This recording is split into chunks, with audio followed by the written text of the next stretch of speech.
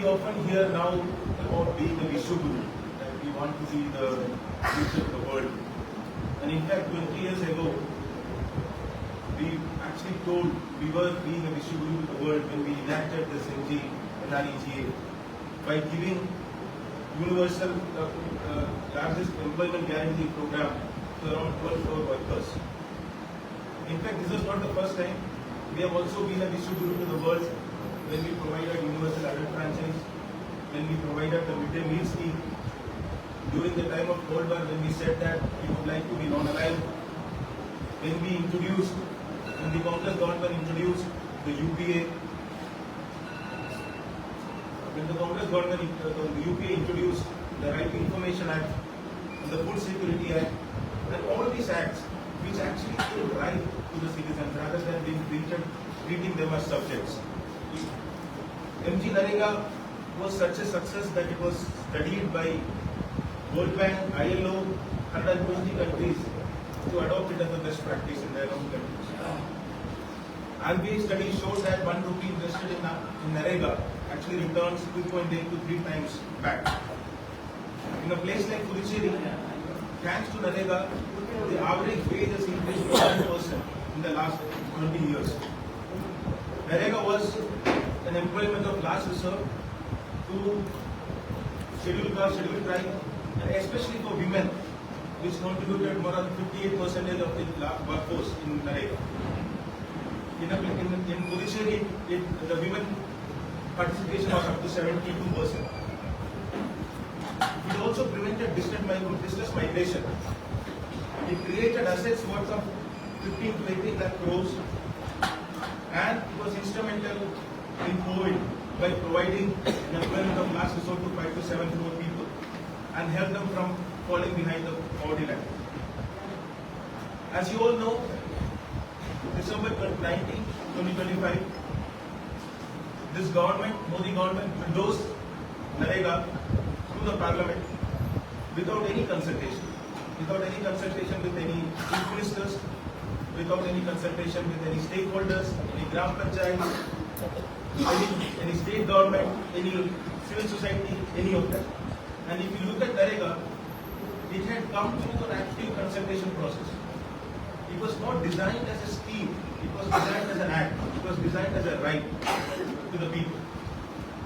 It was sent to the standing committee at that point of time for around 13 months. It was deliberated upon by the committee chair, by the then Mr. Kalyan Singh, who was a senior member of parliament from BJP, and the act was passed unanimously in the parliament.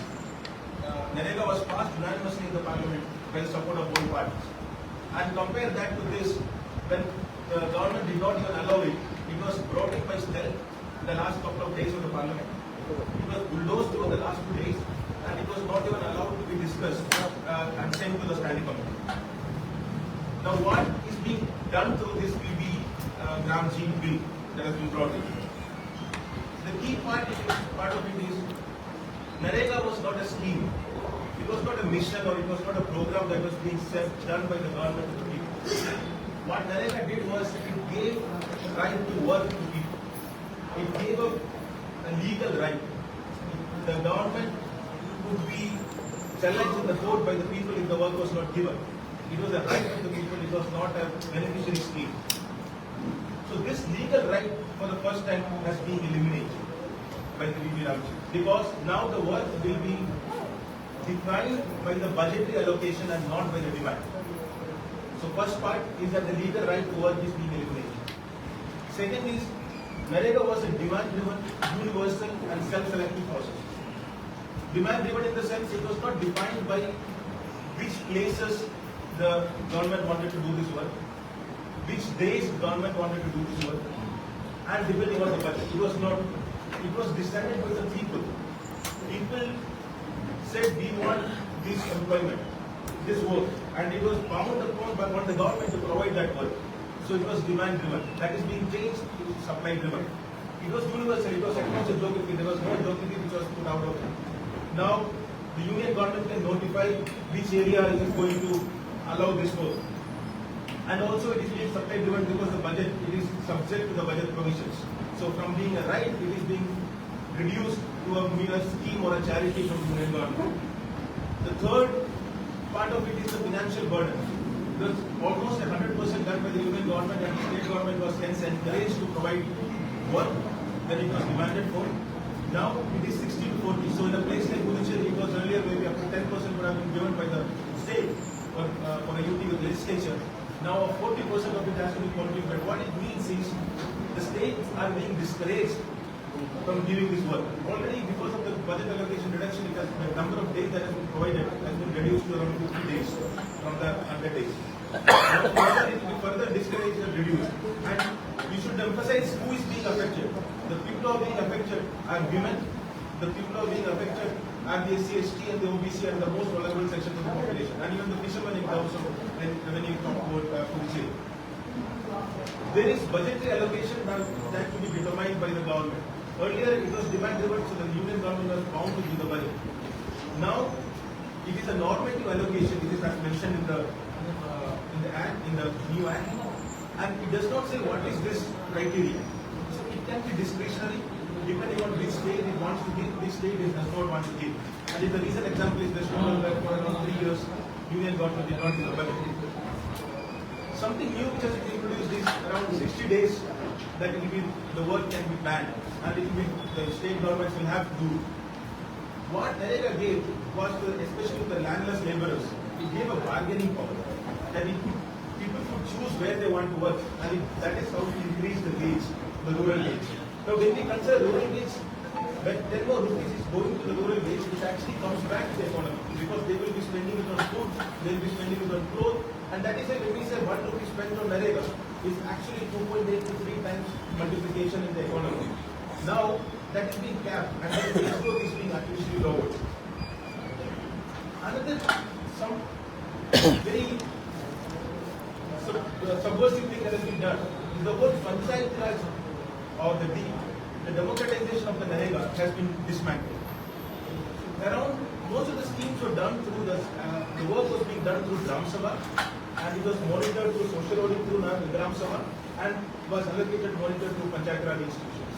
Now a centralized PM Gandhi Shakti National Plan has been done, and they will be done through those 4 infrastructure projects that the government of India wants to do.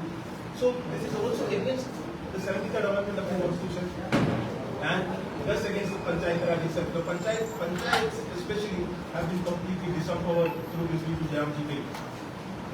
Now, what the government is telling is that we have increased the ceilings from 100 days to 125 days.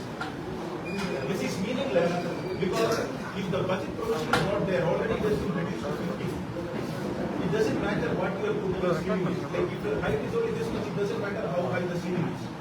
So it is only a jumla from the government to tell that there will be 125 days. In fact, by all the acts, it is actually going to reduce the number of days that has been given as work. Technology, which was MGNREGA was a community-owned, localized, panchayat or Gram Sabha-owned project. Now it has been reduced into some sort of a surveillance-based, centralized scheme through Aadhaar-based technology, biometric authentication, GIS mapping, satellite mapping, etc. And this has to be seen because recently around 7 crore workers have been eliminated around 2.67 workers were eliminated during the last few years. And this is again done through a technology-based distribution. Most importantly, Mahatma Gandhi's vision of Gram Swaraj. So there is a reason for MGNREGA to be named as Mahatma Gandhi MGNREGA because it was actually visualizing the MGNREGA, the Gram Swaraj that Mahatma Gandhi envisioned.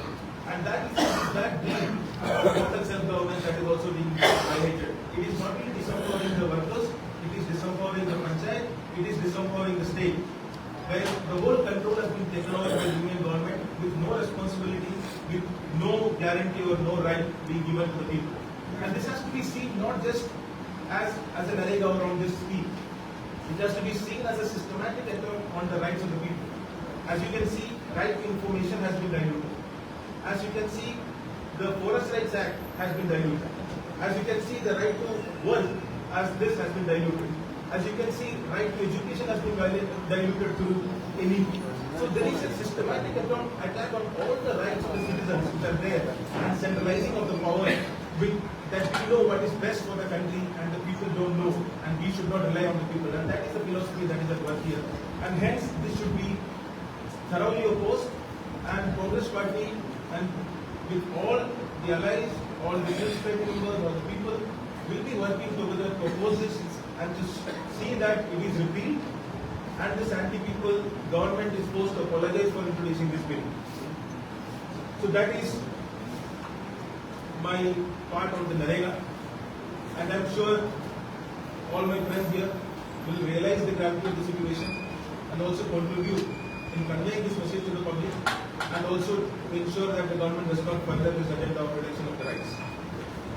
The other part that I want to focus here is on the National Herald case.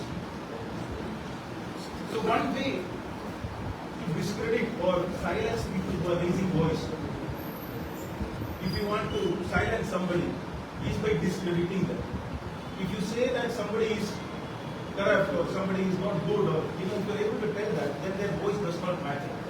And this is what this government has been doing through this National Herald case against Congress Party leaders Srimati Sonia Gandhi and Shri Rahul. So what has been a simple corporate debt restructuring has been shown as some sort of a devious scheme.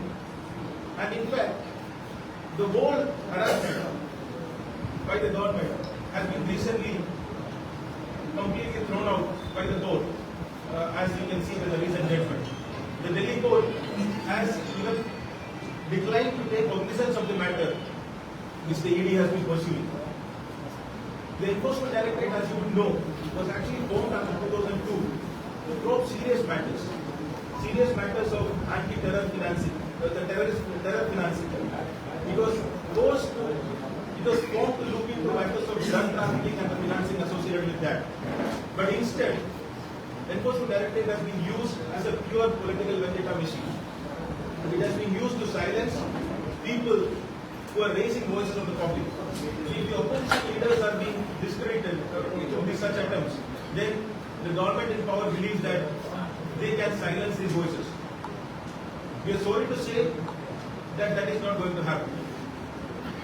Congress Party and its leaders will keep raising the voice of the people, will keep fighting for the cause of the people.